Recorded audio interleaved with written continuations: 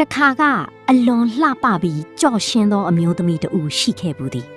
သူမသည်မိမိ၏ရုပ်ရည်သွင်းပြင်ကိုအလွန်အမန်းတန်ဖိုးထားသူဖြစ်ပြီးမှန်ကြည့်တိုင်းလဲကိုကျေနပ်ဂုဏ်ယူနေတတ်သူဖြစ်သည်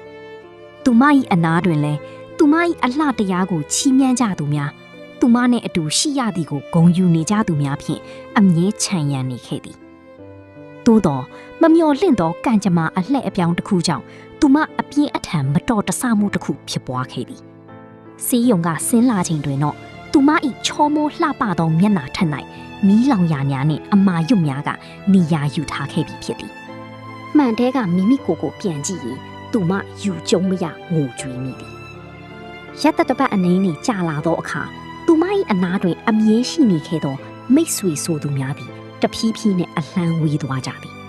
ပါတီပွဲဖိတ်စာများမလာတော့သလိုညစဉ်ဖုံဆက်တတ်သောတငယ်ချင်းများကလည်းအကြောင်းပြချက်အမျိုးမျိုးဖြင့်ရှောင်ဖယ်သွားကြသည်သူမ၏အပေါ်ယံအလှတရားပျက်စီးသွားသောနေ့တွင်သူမ၏ကဘာကြီးသည်လည်းအထီးကျန်ကြီးများဖြင့်ပြည့်နှက်သွားခဲ့သည်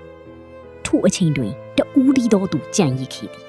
ထို့သူမှာသူမအောင်မြင်ကြော်ကြားစဉ်ကအရေးတယူမလုပ်ခဲ့ဘူးတော့အမြဲတမ်းနောက်ွယ်ကနေတိတ်တဆိတ်ကူညီပေးခဲ့သည်သူမ၏ငယ်သူငယ်ချင်းအီပင်ဖြစ်သည်အီသည်သူမ၏အမာရွတ်များကိုတစ်ချက်မျှမကြည့်ပဲရခင်အတိုင်းပင်နှွေးထွေးစွာပြုံးပြရင်အားပေးစကားဆိုခဲ့သည်